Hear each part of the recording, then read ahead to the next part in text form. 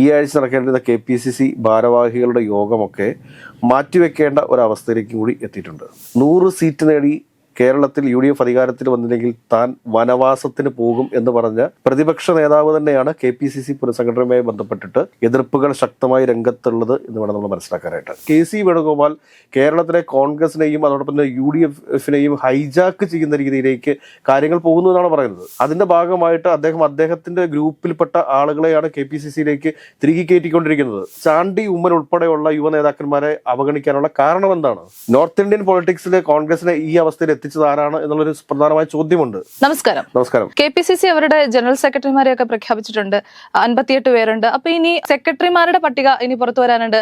അതൊരു പക്ഷേ 100ൽ മേളിൽ വരാൻ സാധ്യതയുണ്ടോ? സ്വാഭാവികമായിട്ടും ആളുകൾ പല ഈ ട്രോളായിട്ടൊക്കെ 200 പേരുണ്ടാവും, 140 പേരുണ്ടാവും, അല്ലെങ്കിൽ 280 എണ്ണം വേണം എന്നൊക്കെ ഇങ്ങനെ പല പല നമ്പറുകൾ പറയുന്നുണ്ട്. പക്ഷെ ഏറ്റവും ഒടുവിൽ നമുക്ക് മനസ്സിലാക്കാൻ സാധിക്കുന്നത് 116 സെക്രട്ടറിമാർ വരാനുള്ള സാധ്യതകളാണ് ഉള്ളത്. അവസാന ലിസ്റ്റിൽ 116 പേരാണ് ഇടം പിടിച്ചിരിക്കുന്നത് എന്നാണ് അറിയാൻ സാധിച്ചിട്ടുള്ളത്. ഈ ആഴ്ച നടക്കേണ്ടിരുന്ന KPCC ഭാരവാഹികളുടെ യോഗമൊക്കെ മാറ്റിവെക്കേണ്ട ഒരവസ്ഥയിലേക്ക് കൂടി എത്തിയിട്ടുണ്ട്.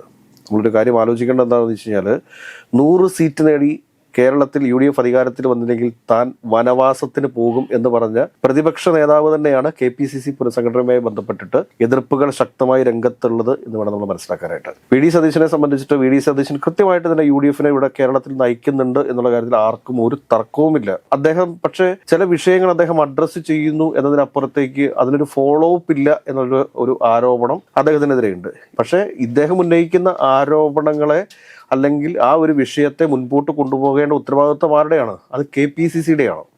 കാരണം KPCC എന്ന് പറയുന്ന പാർട്ടിയാണ് ഏറ്റവും വലുത്, പ്രസ്ഥാനമാണ് ഏറ്റവും വലുതെന്നൊക്കെ എല്ലാവരും വീമ്പിളക്കുന്നത് കേട്ടിട്ടില്ല. എന്ന് പറഞ്ഞാൽ കോൺഗ്രസ് പാർട്ടിയാണ് ഈ സമരങ്ങളൊക്കെ ഏറ്റെടുത്ത് നടത്തേണ്ടത്. ഇപ്പം നിലവിലുള്ള KPCCക്കോ അല്ലെങ്കിൽ കഴിഞ്ഞുപോയ KPCCയോ അതേ രീതിയിലുള്ളൊരു പിന്തുണ പ്രതിപക്ഷ നേതാവായിരുന്നിട്ടുള്ള VD സതീശന് നൽകിയിട്ടുണ്ടോ എന്ന് ആലോചിക്കേണ്ട അവസരമാണിത്. ഒരു കാര്യം മനസ്സിലാക്കുക, പ്രതിപക്ഷ നേതാവ് ഇപ്പോൾ ഉന്നയിക്കുന്ന ആരോപണം എന്താണ്?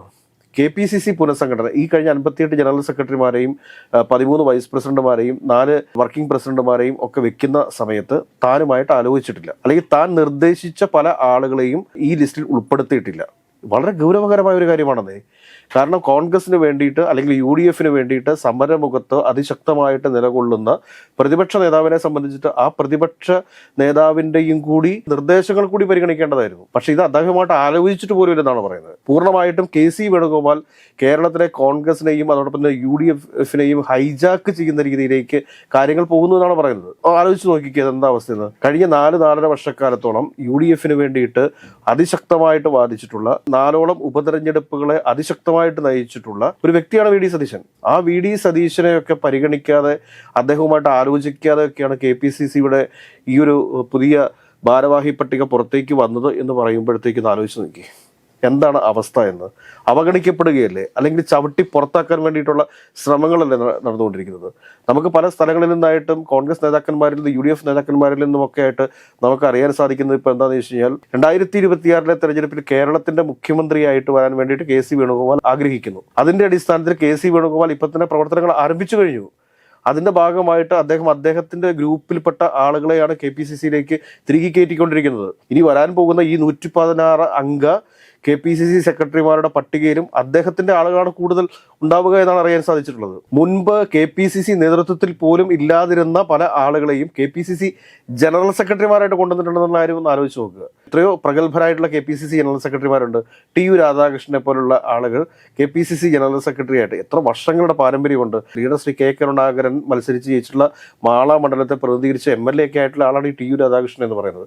അപ്പോൾ ആ TU രാധാകൃഷ്ണനൊക്കെ ഇരിക്കുന്ന ഒരു കമ്മിറ്റിയിൽ അല്ലെങ്കിൽ എത്രയോ പ്രഗത്ഭരായ നേതാക്കന്മാർ, ആരുടെ പേര് നമ്മൾ എടുത്തു പറയുന്നില്ല. അപ്പൊ അങ്ങനെയൊക്കെയുള്ള നേതാക്കന്മാർ ഇരിക്കുന്ന ഒരു കമ്മിറ്റിക്കകത്താണ് വളരെ ജൂനിയർ ആയിട്ടുള്ള പല ആളുകളും ജനറൽ സെക്രട്ടറി ആയിട്ട് വരുന്നത്. ഒന്ന് ആലോചിച്ച് നോക്കൂ അവരുടെ അവസ്ഥ എന്തായിരിക്കും. വർഷങ്ങളുടെ പാരമ്പര്യമുള്ള, പ്രവർത്തിച്ച് പരിചയമുള്ള വളരെ സീനിയറായ നേതാക്കന്മാർക്ക് താരതമ്യേന ജൂനിയർ ആയിട്ടുള്ള, പ്രവർത്തന രംഗത്ത് സജീവമല്ലാത്ത ആളുകളുടെ കൂടെ ഒരേ പദവിയിൽ ഇരിക്കേണ്ടി വരുന്ന ഒരു ഗതികേട് എന്ന് പറയുന്നത് നിസ്സാരമായിരിക്കുമോ? ഇതാ ഇനിയിപ്പോൾ KPCC ജനറൽ സെക്രട്ടറിമാരാകാൻ യോഗ്യതയുള്ള പല ആളുകളും ഇനി KPCC സെക്രട്ടറിയുടെ ലിസ്റ്റ് ഉണ്ടെങ്കിലത്തെ അവസ്ഥ ആലോചിച്ച് നോക്കി.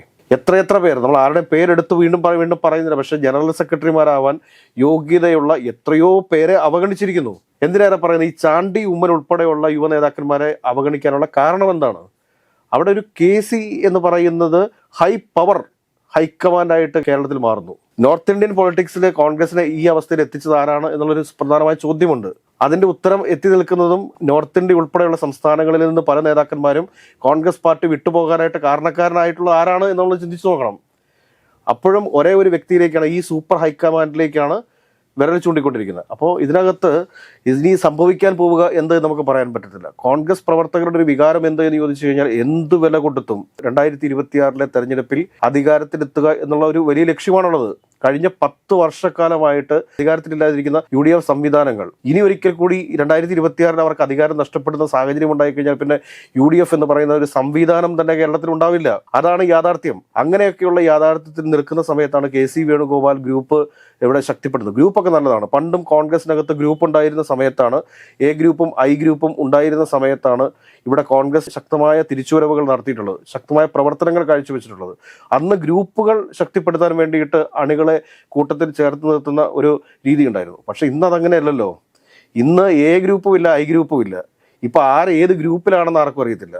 ഇപ്പൊ KC വേണുഗോപാൽ സ്ഥാനം കൊടുത്തു കഴിഞ്ഞാൽ KC വേണുഗോപാലിന്റെ ഗ്രൂപ്പിൽ, രമേശ് ചെന്നിത്തല സ്ഥാനം കൊടുത്തു കഴിഞ്ഞാൽ രമേശ് ചെന്നിത്തലയുടെ ഗ്രൂപ്പിൽ, ഷാഫി പറമ്പിൽ സ്ഥാനം കൊടുത്തു കഴിഞ്ഞാൽ ഷാഫി പറമ്പിലിന്റെ ഗ്രൂപ്പിൽ, VD സതീശൻ സ്ഥാനം കൊടുത്തു കഴിഞ്ഞാൽ VD സതീശന്റെ ഗ്രൂപ്പ്.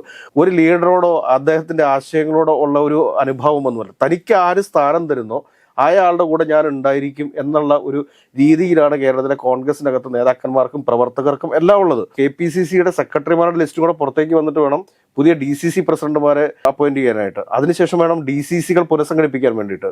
അതിനുശേഷം വേണം ബ്ലോക്ക് കമ്മിറ്റികൾ പുനഃസംഘടിപ്പിക്കാൻ വേണ്ടിയിട്ട്. വലിയൊരു പ്രോസസ്സ് നടക്കുകയാണ്. അതിനിടയിൽ പഞ്ചായത്ത് തെരഞ്ഞെടുപ്പ് ഇങ്ങോട്ട് എത്തിക്കഴിഞ്ഞു. ഇപ്പോൾ ഒക്ടോബർ മാസം അവസാനം നവംബർ ആദ്യത്തോടുകൂടി പഞ്ചായത്ത് ഇലക്ഷൻ്റെ വിജ്ഞാപനം ഇറങ്ങും. ആ വിജ്ഞാപനം ഇറങ്ങിക്കഴിയുമ്പോഴത്തേക്ക് അതിൻ്റെ പ്രവർത്തനങ്ങളിലേക്ക് കോൺഗ്രസിന് കടക്കേണ്ടതുണ്ട്. അതിനിടയിലാണ് കോൺഗ്രസിന് അല്ലെങ്കിൽ KPCCക്ക് തങ്ങളുടെ ഭാരവാഹികളുടെ ഒരു യോഗം കൂടാൻ പോലും സാധിക്കാത്തൊരവസ്ഥ ഉണ്ടാവുന്നത്. ഒന്ന് ആലോചിച്ച് നോക്കൂ. VD സതീശൻ പറയുന്നതിൽ ചില ന്യായങ്ങളുണ്ടല്ലോ. ആരും അറിയാത്ത ആളുകളെയൊക്കെ KPCCയുടെ ജനറൽ സെക്രട്ടറി സ്ഥാനത്തേക്ക് കൊണ്ടുവരിക എന്ന് പറയുന്ന ഒരു അവസ്ഥ ആലോചിച്ച് നോക്കി.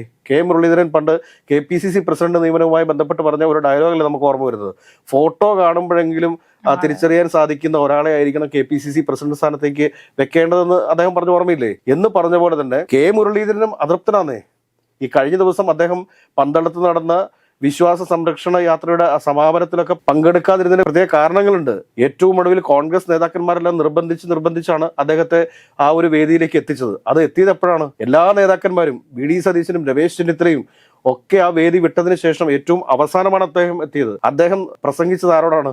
കസേരകളോട് പ്രസംഗിക്കേണ്ട അവസ്ഥ വന്നു. പക്ഷെ ഒരു പ്രയോജനമുണ്ടായി. കേരളത്തിലെ മുഴുവൻ മാധ്യമങ്ങളും അദ്ദേഹം പറയുന്നത് എന്താണ് എന്ന് കേൾക്കാൻ വേണ്ടിയിട്ട് ലൈവായിട്ട് റിപ്പോർട്ടിംഗ് നടത്തി. അത് കോൺഗ്രസിനെ സംബന്ധിച്ചിട്ടും ആ വിശ്വാസ സംരക്ഷണ യാത്രയ്ക്ക് ഒരു പ്രസക്തി ഉണ്ടാക്കി. അത് മുരളീധരൻ ചെയ്തൊരു ഗുണമായിട്ട് വേണമെങ്കിൽ നമുക്ക് കാണാം. അപ്പോൾ ഈ മുരളീധരനെ പോലെയുള്ള ആളുകളെയൊക്കെ തൻ്റെ ക്യാമ്പിലേക്ക് എത്തിക്കാൻ വേണ്ടിയിട്ട് KC വേണുഗോപാൽ ശ്രമം നടത്തുന്നുണ്ട്. അപ്പോൾ കേരളത്തിൻ്റെ കാര്യത്തിൽ കൃത്യമായ ഒരു ഇടപെടൽ രാഹുൽ ഗാന്ധി തന്നെ നേരിട്ട് നടത്താത്ത പക്ഷം, കാരണം എല്ലാവരും രാജാക്കന്മാരാണ്, വാളെടുക്കുന്ന എല്ലാവരും വെളിച്ചപ്പാട് എന്നുള്ളൊരു അവസ്ഥയിലേക്കാണ് കാര്യങ്ങൾ പോയിക്കൊണ്ടിരിക്കുന്നത്. അതുകൊണ്ട് കോൺഗ്രസിൽ അതിശക്തമായ ഒരു തീരുമാനം, ഒരാളെ ഉത്തരവാദിത്വം ഏൽപ്പിക്കുക, അയാളുടെ നേതൃത്വത്തിൽ വേണം കോൺഗ്രസ് പാർട്ടി മുമ്പോട്ട് പോകാനായിട്ട്. മറിച്ച് ഈ കൂട്ടായ നേതൃത്വം എന്നൊക്കെ പറഞ്ഞ ആൾക്കൂട്ടങ്ങളിൽ നിന്ന് ഒരു തീരുമാനവും ഒരിക്കലും ഉണ്ടാകാൻ പോകുന്നില്ല. കയ്യിൽ കിട്ടുന്ന അധികാരം കൃത്യമായി പ്രയോഗിക്കാനും മുഴുവൻ പ്രവർത്തകരെയും നേതാക്കന്മാരെയും ഒരുമിച്ച് കൊണ്ടുപോകുവാനും സാധിക്കുന്ന ഒരാളായിരിക്കണം KPCCയുടെ ആണെങ്കിലും UDFന്റെ ആണെങ്കിലും തലപ്പത്തിരിക്കേണ്ടത്. ഇങ്ങനെ അപ്പോയിന്റ് ചെയ്തിരിക്കുന്ന ആള് ആ ഉത്തരവാദിത്വം നിറവേറ്റാൻ വേണ്ടിയിട്ട് തയ്യാറാവുകയാണ് ചെയ്യേണ്ടത്. മറിച്ച് തൻ്റെ പേരിൽ പുതിയൊരു ഗ്രൂപ്പ് കൂടി സൃഷ്ടിക്കാൻ വേണ്ടിയിട്ട് ശ്രമിക്കരുത് എന്നുള്ളതാണ് പൊതുവായിട്ടുള്ള മുഴുവൻ കേരളത്തിലെ കോൺഗ്രസ് പ്രവർത്തകരുടെയും ഒരു അഭ്യർത്ഥന. ഇതിപ്പോൾ എന്താണെന്ന് വെച്ചാൽ കൊടിക്കുന്നിൽ സുരേഷിനൊരു ഗ്രൂപ്പുണ്ട്, ഷമാ മുഹമ്മദ് പുതിയ ഗ്രൂപ്പ് ഉണ്ടാക്കിയിരിക്കുന്നു. ഇതൊക്കെ ഒന്ന് ആലോചിച്ച് നോക്കി. ഇതിനൊക്കെ ഒരു നിയന്ത്രണം വേണ്ടതല്ല കേരളത്തിൽ ഈ കോൺഗ്രസിനകത്ത്. അപ്പോൾ തീർച്ചയായിട്ടും കോൺഗ്രസിന്റെ സൂപ്പർ ഹൈക്കമാൻഡ് കുറച്ചുകൂടിയൊക്കെ ഒന്ന് ഒതുങ്ങി ഈ പ്രവർത്തകരെല്ലാം കൂട്ടിയിണക്കിക്കൊണ്ട് മുമ്പോട്ട് പോയാൽ മാത്രമേ 2026 ഭരണം കിട്ടിയില്ലെങ്കിലും അത്യാവശ്യം കോൺഗ്രസിന് നാണക്കേടുണ്ടാവാത്ത രീതിയിലുള്ള ഒരു മത്സരം കാഴ്ചവെക്കാനായിട്ടെങ്കിലും സാധിക്കുകയുള്ളൂ എന്നാണ് പറയാനുള്ളത്.